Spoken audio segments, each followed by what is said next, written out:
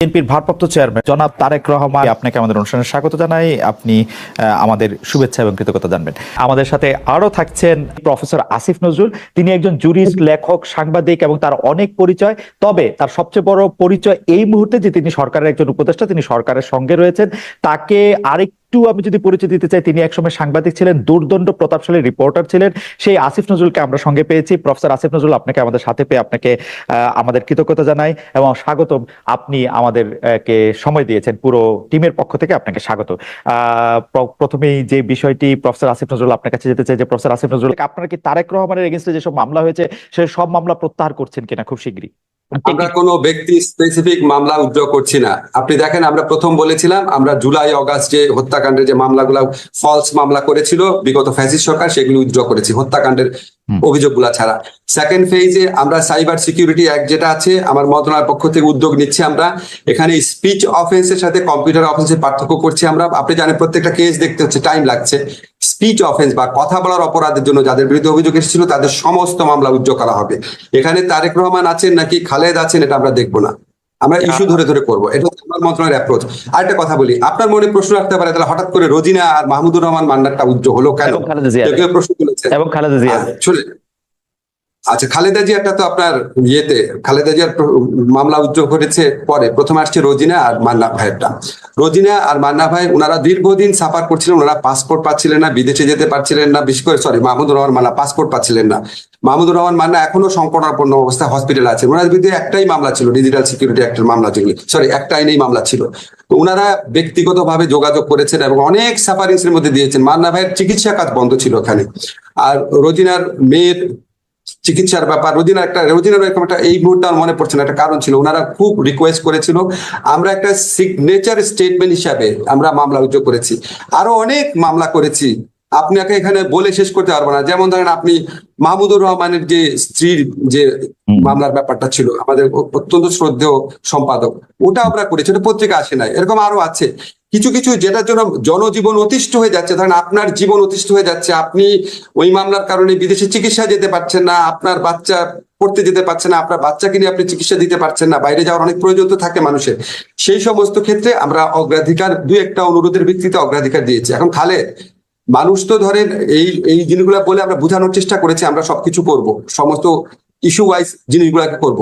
Issue wise করার ক্ষেত্রে আমরা ইস্যুটা একটা একটা করে ভাগ করছি। এই থার্ড ফেজে সাইবার সিকিউরিটি একটা মামলার পর থার্ড ফেজে আমার ইচ্ছা আছে আমাদের মন্ত্রণালয়ের পক্ষ থেকে মামলা উইথড্রয়ের ব্যাপার, কিন্তু আমাদের আর স্বরাষ্ট্র মন্ত্রণালয়ের পক্ষ থেকে একসাথে কাজ করতে হয়। থার্ড ফেজে আমরা গায়েবী মামলাগুলো উইথড্র করার চেষ্টা করব, কারণ বাংলাদেশে একটা মামলার দীর্ঘ জট রয়েছে। গায়েবী মামলা উইথড্র হলে সেটার দিক থেকেও লাভবান হবে। এবং আপনি জানেন এই গায়েবী মামলাগুলো এত অবিশ্বাস্য, এত হাস্যকর, এত গাঁজাখুরি ছিল, এটা উইথড্র না করা তো মহাপাপের মতো একটা ব্যাপার হবে। আমরা আপনাকে একটু বলি, আমরা ফেজ ওয়াইজ যাবো, ব্যক্তি ওয়াইজ যাবো না। ব্যক্তি ওয়াইজ যে দুই একটা ঘটনা দেখেছেন আপনি, এটা এক্সেপশন। বেগম খালেদা জিয়া একটা সেজন্য এক্সেপশন ছিল, তবে তারেক রহমান সাহেবের ক্ষেত্রে কোনো এক্সেপশন করা হচ্ছে না। বেগম খালেদা জিয়ার ক্ষেত্রে মামলা উইথড্র ব্যাপারটা আপনি কোনটা বলতে চাচ্ছেন? ওনার যে ক্ষমা করার ব্যাপারটা? জি, ক্ষমা করার ব্যাপারটা। বেগম খালেদা জিয়ার মামলায় যে বিচারটা হয়েছিল, সেই বিচার নিয়ে মিজানুর রহমান খান এবং আমি লিখেছিলাম। আপনাকে একটা জিনিস মনে করাই দিই, বেগম খালেদা জিয়া মামলার শুনানিকালে উনি বিস্মিত হয়ে বলেছিল যে এতিমের টাকা আমি আত্মসাৎ করেছি, এক্সক্লেমেশন চিহ্ন। সেটাকে বিচারক লিখেছেন উনি এতিমের টাকা আত্মসাৎ করে নিজের মুখে স্বীকার করেছেন। আপনি চিন্তা করতে পারেন এই ধরনের বিচার হয়েছে ওনার ক্ষেত্রে। আরেকটা বলি আপনাকে, নিম্ন আদালত যে হাইকোর্ট যে সাজা দেয়, নিম্ন আদালত যে সাজা দেয়, সেটা আপনি কখনো শুনেছেন হাইকোর্ট বাড়িয়ে দেয়? হাইকোর্ট বাড়িয়ে দেয় আপনি শুনেছেন? এমনকি যারা জামাতে যেসব লিডারের শাস্তি হচ্ছে, সেই সমস্ত যুদ্ধ অপরাধীর ক্ষেত্রে দুই একটা ঘটনা ছাড়া বাংলাদেশের ইতিহাসে ঘটনা ঘটেছে। উনি শোনেন, পরে আমরা শুনলাম কি যে বিচারক উনাকে জামিন দিয়েছিল দেখা উনার হাইকোর্টে অ্যাপিলেট ডিভিশনে এলিভেশন বন্ধ রেখেছিল, শাস্তি বাড়ানোর পর উনাকে এলিভেট করা হয়েছে। আপনি জানেন গত আমলে কিভাবে বিচার হয়েছে। উনার মতো নির্যাতিত মানুষ বাংলাদেশে কে আছে এই গত 15 বছরে? যারা মারা গেছে ওনাদের কথা বাদ দিয়ে আমি জীবিত যারা পলিটিক্যাল লিডার আছে, আমি তো মনে করি উনার প্রতি, উনি যে এত বছর জেলে ছিল, উনার প্রতি চরম অবিচার করা হয়েছে। আমি সিদ্ধান্ত নিয়ে প্রশ্ন তুলছি না, আমি মানে প্রক্রিয়াটা নিয়ে। আচ্ছা, পরবর্তী প্রসঙ্গে আসি প্রফেসর আসিফ নজরুল। যে আগের আমলে আপনি ঠিকই বলেছেন, আমরা আগের আমলে অদ্ভুত সব গায়েবী মামলা দেখেছি, কিন্তু এই অদ্ভুত মামলা হওয়ার প্রক্রিয়া কিন্তু এখনো বন্ধ করা নাই।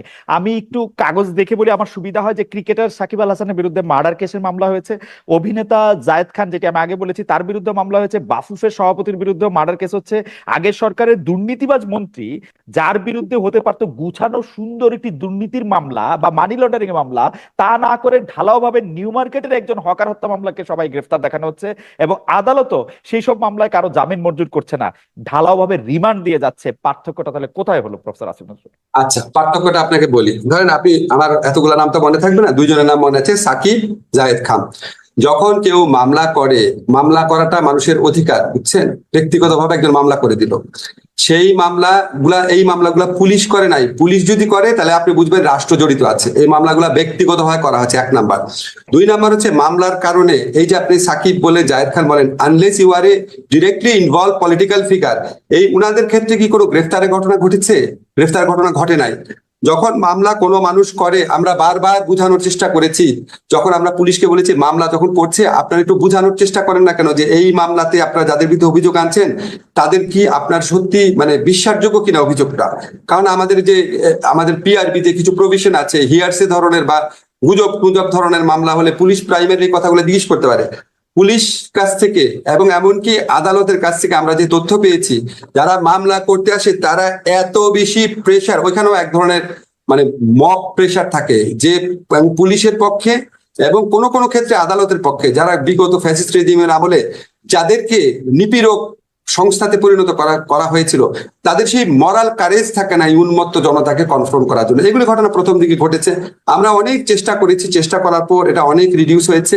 আমরা একটা জিনিস সবাইকে বলার চেষ্টা করেছি, যেখানে এফআইআর মানেই গ্রেফতার না। আপনাকে আমি কিছু নাম বলবো না, বাট কিছু কিছু মানুষ যখন আমাদের সাথে যোগাযোগ করে যে এই মামলা তাদের বিরুদ্ধে হওয়ার কথা না, আমরা স্বরাষ্ট্র মন্ত্রণালয় এবং আমরা একসাথে কাজ করি, আমরা আশ্বাস দেওয়ার চেষ্টা করি যে পুলিশ ক্রেডিবল তথ্য না পেলে আপনাদের গ্রেফতার করবে না। গ্রেফতারের খবরগুলো আপনারা পান, কিন্তু গ্রেফতার করা হয় নাই এরকম অসংখ্য ঘটনা আছে। তারপরও আমরা চেষ্টা করছি এই জিনিসগুলা নিয়ে মানুষের যে মনে প্রশ্ন আছে সেগুলিকে আরো বেশি ভালোভাবে অ্যাড্রেস করার চেষ্টা করছি আমরা। আপনাকে একটু নাম ধরেই বলি, আপনার দীর্ঘদিনের যে মানে একসাথে কাজ করেছেন আপনারা, জনাব শাহরিয়ার কবির, তার বিরুদ্ধে যে হত্যা মামলা হয়েছে সেই ব্যাপারটিকে আপনি আসলে কিভাবে দেখেন? কেউ কেউ প্রশ্ন করছেন ৭১-এর ঘাতক দালাল নির্মূল কমিটির সামনের সারির সংগঠক বলেই কি তিনি সেই জালে পড়লেন, যেটাতে আসলে আপনি নিজেও ছিলেন? তার বিরুদ্ধে হত্যা মামলা হয়েছে, আপনি জানেন। ওনার বিরুদ্ধে তো হত্যা মামলা আপনার ৭১-এর ঘাতক দালাল নির্মূল কমিটিতে থাকার কারণে হয়েছে, এটা কি বাদী লিখেছেন? লিখেন নাই। শোনেন, আপনাকে আমি ব্যক্তি বিশেষে কথা বলবো না, তাহলে অন্যদের প্রতি ইনজাস্টিস করা হবে। এখানে অনেক এখানে কিছু কিছু মামলা হয়েছে, এটা আমাদেরকে ব্যথিত করেছে, আমাদেরকে বিব্রতকর অবস্থায় ফেলেছে, এবং আপনাকে আমি নিশ্চিত করতে পারি এই সমস্ত মামলার পিছনে রাষ্ট্রের, সরকারের কারো কোনো রকম, রাষ্ট্রটা আমি জানি না, রাষ্ট্র অনেক বড় ব্যাপার, আমাদের অন্তর্বর্তীকালীন সরকারের কারো কোনো রকম মিনিমামতম সংশ্লিষ্টতা ছিল না, মিনিমামতম প্রণোদনা ছিল না, মিনিমামতম ডিরেকশন ছিল না। ব্যক্তিগতভাবে এই জিনিসগুলো করা হয়েছে। আমি ব্যক্তি স্পেসিফিক না ভাবে আপনাকে বলি, আমরা যখন দেখি একজন বৃদ্ধ মানুষকে, একজন বয়স্ক মানুষকে, বা একজন আপনার হুইল চেয়ার ব্যবহার করছে এরকম মানুষকে, বা একজন আপনার কম্পারেটিভলি অনেক পরিচ্ছন্ন ইমেজের মানুষকে, ধরেন আমি প্রফেসর মান্নানের কথা বলতে চাচ্ছি, ওনাদের বিরুদ্ধে যখন এরকম মামলা হয়, এটা তো কারো এনজয় করার কথা না, এটা তো কারো ভালো কথা না। কিন্তু আপনি বিচারিক প্রক্রিয়ার মধ্যে দিয়ে যতটুকু পারা যায় সেখানে আপনি ওনাদেরকে রিলিফ দেওয়ার চেষ্টা করবেন। এখন আমাদের সমাজে এরকম কোনো ধারণা আছে যে একটা মানুষ যদি খুব ফেমাস হয়, বা একটা মানুষ যদি খুব জনপ্রিয় হয়, হয়তো উনি কোনো অপরাধ করতে পারেন না। কিন্তু ধরেন আমি আপনাকে, আমি নূর ভাইয়ের কথা বলছি, ধরেন আসাদুজ্জামান নূর ভাইয়ের গ্রেফতার নিয়ে অনেক প্রশ্ন উঠেছে। উনাকে ঢাকার হত্যা মামলা নিয়ে যদি গ্রেফতার করা হয়, এটা নিয়ে তো প্রশ্ন ওঠারই কথা। তো আমরা পরে ইনভেস্টিগেট করে দেখলাম ওনার বিরুদ্ধে নীলফামারীতেও মামলা হয়েছে। এখন খালেদ, আপনি আমাকে বলেন, নীলফামারীতে তো উনার এলাকাতে তো কিছু মৃত্যুর ঘটনা ঘটেছিল, ওনার গাড়ি ভরে হামলার পর কিছু এক্সট্রা জুডিশিয়াল কিলিং হয়েছিল, এটাতে ওনার জিরো ইনভলভমেন্ট থাকতে পারে। কিন্তু ওইটার কারণে যদি স্থানীয়ভাবে কেউ মামলা করে, আমি কি তারে বলবো যে নূর ভাই অত্যন্ত ফেমাস অভিনেতা, খবরদার ওনার বিরুদ্ধে মামলা করবা না? আমার কি অধিকার আছে? আমার শুধু এইটা দেখার আছে বিচারিক প্রক্রিয়ার মধ্যে দিয়ে ডিউ প্রসেসটা যেন কনফার্ম করা হয়। আমার শুধু একটাই জানার ইচ্ছা, আপনার কাছ থেকে তো জীবনে বহুবার বহু আইনি সমস্যা নিয়ে আপনার কাছে গিয়েছে, মামলা হয়েছে ভালো কথা, তার বিরুদ্ধে মামলা চলতেই পারে, তাকে গ্রেফতার করাটা খুব প্রয়োজন ছিল? মানে রিপোর্ট চলতে পারে, তিনি আদালতে হাজিরা দিতে পারতেন, জামিন থাকতে পারতেন, তাকে রিমান্ডে নেওয়া, রিমান্ড চাওয়া, রিমান্ড নেওয়া এগুলি খুব জরুরি ছিল। মানে আমি জানতে চাচ্ছি, আমার কিন্তু আসাদুজ্জামান নূরের প্রতি কোনো আলাদা আলাদা কোনো রকম কোনো জায়গা থেকে আমি বলছি না, মানে আমি শুধু জানতেই চাচ্ছি। দেখেন, আমি যদি আপনার সরকারে না থাকতাম আমি অনেক কিছু বলতে পারতাম। এখানে একটা যৌথ দায় দায়িত্বের ব্যাপার আছে। কোনো কিছু যদি আমার ভালো না লাগে, এটা দায় দায়িত্ব আমারও থাকবে, ভালো না লাগলেও। ফলে আমি এটা কারো কোনো এখানে আমার সমালোচনার অধিকার নাই, কারণ আমি সরকারের অংশ। তবে আপনাকে আমি একটা জিনিস তো বললাম যে আমাদের